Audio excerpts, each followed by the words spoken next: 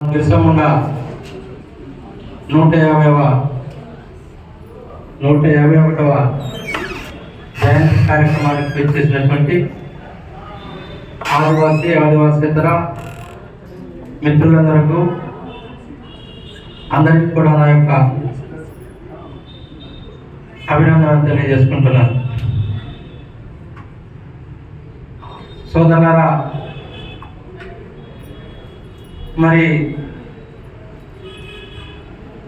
మనకు ఉన్నటువంటి ఆదివాసుల ఆయుష్ కట్టు మొన్నటి దగ్గర ఉన్నటువంటి జీవన భర్తీ కానివ్వండి, 170 కానివ్వండి, మరి రాజ్యాంగపరమైనటువంటి అన్ని హక్కులు మరి కొల్లగొట్టుకోబడుతున్నటువంటి ఈ సమయంలో మన పెద్దలు ఇంత ముందు మాట్లాడారు.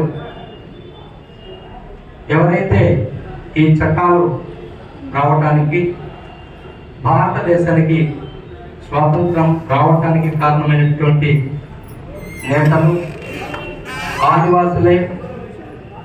వాళ్ళు మరి బిర్సాముండా, అంతకుముందు తిలకామంజీ, వీళ్ళే అని చెప్పేసి వారి ఫోటోలకు మరి దండాలు వేస్తూ ఈవేళ ప్రజల ముందు గొప్ప గొప్ప కార్యక్రమాలు చేయడం అనేటటువంటిది నేడు అన్ని రాజకీయ పార్టీలు చేస్తున్నారు. దురదృష్టం, ఏ ఆశయం కోసం వాళ్ళు పోరాటం చేశారో వారి ఆశయాలన్నీ కూడా నేడు అదే పాలకులు కుడి చేత్తో పుల్లదండలు వేస్తూ ఎడమ చేత్తో ఆ చట్టాలన్నింటినీ కూడా కాలరాయటువంటిది నేడు మనం చూస్తున్నాం. మరి ఈ పరిస్థితుల్లో ఇందాక అలా త్రినాథరావు గారు ఉంటే నేను అడుగుదాం అనుకున్నాను. త్రినాథరావు గారు కూడా మరి ఆయన కూడా గవర్నమెంట్ ఏజెంట్, అంటే tribal legal advisor to government of Andhra Pradesh. చాలా చక్కగా జీవనోపాధి ఎందుకు పోయిందో అనేటటువంటిది వాళ్ళు చెప్పారు. ఆ ప్రభుత్వం ఏమంటుందో వాళ్ళు చెప్పడంలో కొన్ని విషయాలు చెప్పుకుంటూ వచ్చారు.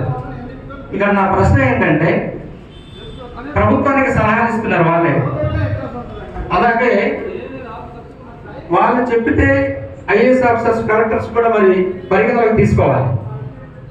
కానీ వీళ్ళు ఏం చెప్పినా చేసేటటువంటి పరిస్థితుల్లో ప్రభుత్వం సూచనలు స్వీకరించిన టైంలో మరి వీళ్ళు ఏం చెప్తున్నారు ప్రభుత్వానికి, కలెక్టర్లకి? ఇది నాకు ఇందాక సార్ అంటే నేను క్వశ్చన్ చేద్దాం అనుకున్నాను. మీరు ప్రభుత్వానికి ఏం సూచిస్తున్నారు సార్ అని చెప్పేసి నేను అడగాలనుకున్నాను. ఇక్కడ ఎవరికి చెప్తున్నారు? మనం ఇప్పుడు ఎవరి మీద పోరాటం చేయాలి? ఇక్కడ వచ్చి సలహా ఇచ్చేటటువంటి పెద్ద పెద్ద వాళ్ళలో ఇప్పుడు నిజంగా ఇందాక మాట్లాడినటువంటి పెద్దలు, జర్నలిస్ట్ గారు మాట్లాడినటువంటిది, ఆదివాసులు ఎవరు ఏ ఉద్యమాలు చేసినా ఇక్కడ చితికిపోయేటటువంటిది ఆదివాసులే. రాజకీయంగా కూడా ఆదివాసులు నలిగిపోతున్నారు, ప్రజా పోరాటాలు కూడా ఆదివాసులే నలిగిపోవడం అనేటటువంటిది జరుగుతుంది. ఇప్పుడు ఆయన త్రినాథ్ గారు టెక్నికల్ లీగల్ అడ్వైజర్, ఆయన ఏం చెప్పినా జరగడానికి అక్కడ అవకాశం ఉన్నది. ఆయన మాటలు నాకు అర్థమైంది ఏమిటంటే, రాష్ట్ర ప్రభుత్వం చేతుల్లో జీవనోపాధి లేదు, ఎవరి చేతుల్లో ఉంది? కేంద్ర ప్రభుత్వం చేతుల్లో ఉంది అనేటటువంటిది ఒక వర్తమానం మనకి సభ ద్వారా మనకు తెలిసింది. కనుక మీరందరూ ఏం చేయాలి? ఉద్యమం చేయండి అంటున్నారు. ఎక్కడ ఉద్యమం చేయాలి? విశాఖపట్నంలో కాదు, ఆంధ్రప్రదేశ్లో కాదు, భారతదేశంలో 5వ షెడ్యూల్ ప్రాంతం ఉన్నటువంటి 10 రాష్ట్రాల్లో అందరూ ఉద్యమం చేయండి. ఎందుకంటే మీరు 10 రాష్ట్రాల్లో మీరు చేయలేరు కనుక 10 రాష్ట్రాల్లో తిరిగి ఆదివాసులందరినీ మనం విశాఖపట్నం, ఆంధ్రప్రదేశ్లో ఉన్నటువంటి విశాఖపట్నంలో ఉన్నటువంటి ఆదివాసులే మనం ఏకం కాలేకపోతున్నాం, ఒక గొడుగు కింద రాలేకపోతున్నాం. పక్కన ఉన్నటువంటి ఉమ్మడి ఆంధ్రప్రదేశ్లో మొన్నటి దాకా ఉన్నటువంటి తెలంగాణ, ఆంధ్ర మిత్రులను మనం కలవలేకపోతున్నాం. అంటే ఇది చాలా బాధాకరమైనటువంటి విషయాలు. ఇక్కడ నేటి వరకు భారతదేశానికి స్వాతంత్రం వచ్చి 78 సంవత్సరాలు. మన వాళ్ళు చట్టసభల్లో లేరా? ఆదివాసీ ఎమ్మెల్యేలు భారతదేశంలో భారత పార్లమెంటులో ఎంపీలు లేరా? ఈ దేశంలో 13 మంది ఉన్నటువంటి అటల్ బిహారీ వాజ్పేయి ప్రధానమంత్రి కాగలిగారు. భారతదేశంలో 48 నుండి 50 మంది ఆదివాసీ ఎంపీలు ఉన్నారు. ఆ ఎంపీలు కనుసంధానంలో ఈవేళ రాజ్యాంగపరమైనటువంటి చట్టాలన్నీ కూడా ఈవేళ నిర్వీర్యం అవుతున్నాయి. ఎందుకు మాట్లాడలేకపోతున్నారు? కారణం ఏమిటంటే దండకారణ్య లిబరేషన్ ఆర్గనైజేషన్ డిఎల్ఓగా మన మధ్య ఆయన లేరు, చెన్నై ఏలియా గారు, మీకు తెలిసే ఉండవచ్చు సార్. ఇలాంటి పరిస్థితుల్లో ఎందుకు ఏమి చేయలేకపోతున్నారంటే 50 మంది సుమారుగా 50 మంది ఎంపీలు ఉన్నటువంటి భారత పార్లమెంటులో ఆదివాసులు ఎంపీలు ఉన్నప్పుడు కూడా మన హక్కును మరి కాపాడటంలో ఏమీ చేయలేకపోతున్నారంటే కారణం ఏమిటంటే అన్ని రాజకీయ పార్టీల్లో ఆదివాసీ ఎమ్మెల్యేలు ఉన్నారు, ఆదివాసీ ఎంపీలు ఉన్నారు.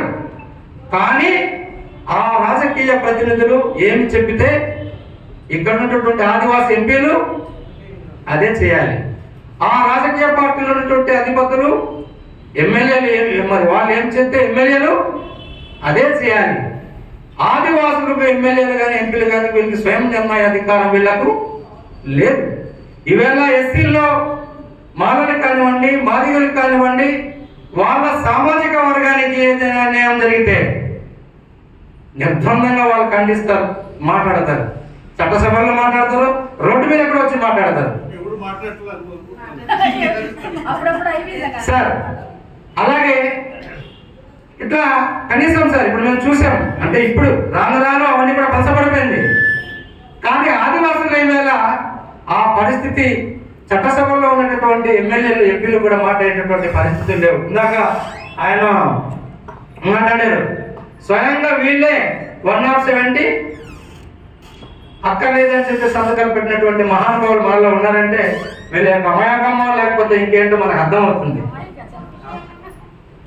కనుక మరి ఈ పరిస్థితుల్లో అందుకే ఏమన్నామంటే ఇప్పుడు మావోయిస్టు పార్టీలో కూడా అంతే, మావోయిస్టు పార్టీలో కానీ లేక మిగతా ప్రజా ఉద్యమాల్లో ఇందాక మిత్రులు మాట్లాడుతూ చెప్పారు, సూడో టీమ్స్ తయారవుతున్నాయి. ఉద్యమాల్లో ఆదివాసీ ఉద్యమాలను నీరు కార్చేటటువంటి సూడో సంఘాలు, రాజకీయాల్లో ఆదివాసీ రాజకీయాలు ప్రభావితం చేసేటటువంటి సూడో రాజకీయాల పార్టీలు, సమాంతరమైనటువంటి ఈ నాయకులందరూ కూడా బయలుదేరి ఆదివాసీ ఉద్యమాలు లేకుండా వాళ్ళలో ఉన్నటువంటి కల్చర్ని మరి సాంప్రదాయాన్ని కూడా నిర్వీర్యం చేసేటటువంటి వ్యవస్థ ఇక్కడ సమాంతరంగా బయలుదేరి అన్నిటిని కొనగలుగుతుంది. కనుక మనం ఇప్పుడు ఏదైతే కాంశీరామ్ గారు, అంబేద్కర్ గారు వీరు ఏ నినాదం అయితే అన్నారో 85% కలిగినటువంటి భారతదేశం 85% కలిగినటువంటి ప్రజలు ఎవరైతే ఉన్నారో మనకు రాజ్యాధికారం రానిదే మనకు విముక్తి లేదని చెప్పేసి ఏదైతే అన్నారో ఆదివాసులకి ఇప్పుడు మనం అంటే డిఎల్ఓగా ఏమని మాట్లాడడం జరిగిందంటే భారతదేశ 5వ షెడ్యూల్ ప్రాంతానికి ఆదివాసులకు స్వయం పాలన రాజ్యాధికారం లేనిదే విముక్తి లేదని చెప్పేసి పోరాటం చేపట్టేటువంటి కార్యక్రమం దండకారణ్య లిబరేషన్ ఆర్గనైజేషన్ గత కొన్నాళ్ళుగా మాట్లాడడం అనేటటువంటిది జరుగుతూ రావడం అనేటటువంటిది జరిగింది.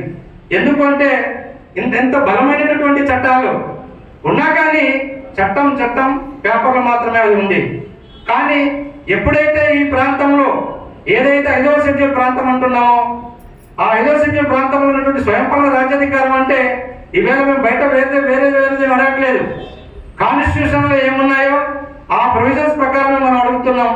ఆ స్వయం పాలన రాజ్యాధికారం వచ్చినట్లయితేనే మన ప్రాంతాన్ని మనం రక్షించుకోవచ్చు, మన భవిష్యత్తును మనం రక్షించుకోవచ్చు, మరి మన రాజ్యాధికారం మన చేతిలో ఉన్నటువంటి మన హక్కులు, మన చట్టాలు, మన కల్చర్, సంస్కృతి, సాంప్రదాయాలను కూడా కాపాడుకునేటటువంటి అవకాశం ఉంటుంది. కనుక తాత్కాలికమైనటువంటి సమస్యల మీద ఒకవైపు పోరాటం చేస్తూనే ఏదైతే ఇప్పుడు ఉన్నటువంటి 170 కానివ్వండి, రద్దయిపోయినటువంటి జీవో నంబర్ 3 చట్టం కానివ్వండి, జీవోలు కానివ్వండి, మిగతా అటవీ రక్షణ చట్టాలు కానివ్వండి, వీటి మీద పోరాటం చేస్తూనే స్వయం పాలన రాజ్యాధికారం కోసం అంటే సకల సమస్యలకు పరిష్కార మార్గం ఆదివాసులకు, భారతదేశ ఆదివాసులకు స్వయం పాలన రాజ్యాధికారం ఒకటే మార్గం అని చెప్పేసి మనం ఆ దిశగానే శాశ్వతమైన పోరాటానికి ఉద్యమాలు సరపాలని చెప్పేసి మరి ముందుకు వెళ్ళేటటువంటి కార్యక్రమం చేయడం జరుగుతుంది. సోదరులారా, ఇప్పుడు కూడా మనం ఏదైతే జీవో నంబర్ 3 అంటున్నామో, ఏదైతే 170 అంటున్నామో వాటి గురించి మరి అందరూ కూడా ఏకమై ఇట్లాంటి మహానుభావులు మరి ఇందాక మాట్లాడారు సార్ గుర్తు చేసే సంఘం లాంటి గొప్ప మహనీయులు వాళ్ళందరూ కూడా ఆదివాసులు కాదు. ఆదివాసేతరులే కానీ బొజ్జా తారకం కానివ్వండి, కన్నవీరన్ కానివ్వండి, మరి బాలగోపాల్ కానివ్వండి, ఇట్లాంటి గొప్ప గొప్ప వాళ్ళందరూ కూడా ఆదివాసుల కోసం పోరాటం చేసినటువంటి మరి వ్యక్తులు. అట్లాంటి వారి యొక్క ఆలోచన విధానంతో మరి వారి యొక్క ఇచ్చినటువంటి సపోర్ట్ తోటి ఈవేళ ఉద్యమాలు కూడా ఆదివాసి ఉద్యమాలు కూడా బలోపేతంగాను అర్థవంతంగాను వెళ్ళిందంటే ఆదివాసుల యొక్క శ్రేయబలాసం అని చెప్పేసి అలాంటి మిత్రులు మన వేదిక మీద కూడా ఉన్నారు. అలాంటి వాళ్ళ యొక్క సహకారాలు తీసుకొని మనం అందరూ కూడా ఏకం కావాల్సినటువంటి అవసరం ఉందని చెప్పేసి మరి నేను తెలియజేసుకుంటున్నాను. అదేవిధంగా మరి లకే రాజారాం మాస్టర్ గారు మాకైతే మరి ఉద్యమాలకు మాకు ఆయన ఒకప్పటి నుండి మాకు గురువు గారు. ఆయన ఈ యొక్క మంచి కార్యక్రమం ఆయన ఏర్పాటు చేశారు. ఇప్పుడు మన ఆదివాసుల్లో ఏకం చేయడం చాలా కష్టం, కానీ నిర్వీర్యం చేయడం చాలా సులువు. ఇప్పుడే మేడం గారు అన్నట్టుగాను సమస్య కాదు వాళ్ళకి. రాజారాం మాస్టర్ గారు ఎందుకు ఏ కార్యక్రమం చేస్తున్నారు అనేటువంటిది కానీ ఆయన చేస్తే మేమెందుకు ఇవ్వాలి, ఆయన చేస్తే మేమెందుకు వెళ్ళాలి అనేటువంటి ఇలాంటిది రాజారాం మాస్టర్ గారే కాదు, ఎవరు తలపెట్టినా సరే మన ఐక్యత కోసం మన భవిష్యత్తు కోసం చేసేటటువంటి కార్యక్రమాల్లో మనం అందరూ కూడా మరి పాల్పంచుకోవాల్సినటువంటి మరి అవసరం ఉంది. మాస్టర్ గారు మరి ఇందాక ఒక ఆయన చెప్పారు, పల్లా శ్రీనాథరావు గారు కూడా చెప్పారు, మన ఉద్యమం మరి జీవోనంబర్ 3 కోసం అయితే మొన్నటి దాకా మండల హెడ్ క్వార్టర్లో ర్యాలీలు ధర్నా చేయడం జరిగింది. జిల్లా హెడ్ క్వార్టర్లో ర్యాలీలు ధర్నాలు 48 అవర్స్ బంద్ కూడా చేయడం అనేటటువంటి జరిగింది. కానీ ఇందాక సార్ అన్నట్టు ప్రభుత్వాలకు నేడు చలనం లేదు. మీరు ఆత్మహత్య చేసుకున్నా సరే మరి ఈవేళ ప్రభుత్వాలు స్పందించేటటువంటి పరిస్థితుల్లో లేదు. మరి ఏం చేస్తే బాగుంటుంది అనేటటువంటిది ఎవరు కూడా సరైనటువంటి మాట్లాడినటువంటి మిత్రుల్లో కూడా మరి పల్లా శ్రీనాథరావు గారు కూడా ఏం చేస్తారో అని చెప్పి చెప్తారో మనం వేచి చూసాం. ఆ విషయం చెప్పలేదు. రాజారాం మాస్టర్ గారు కూడా చెప్పింది అదే, జీవో నెంబర్ 3 రద్దయింది, నెక్స్ట్ ఏం చేస్తే బాగుంటుంది అని చెప్పి చెప్తారన్నారు. కానీ ఆ విషయం కూడా మన ప్రస్తావనకి రావడం అనేటటువంటిది లేదు.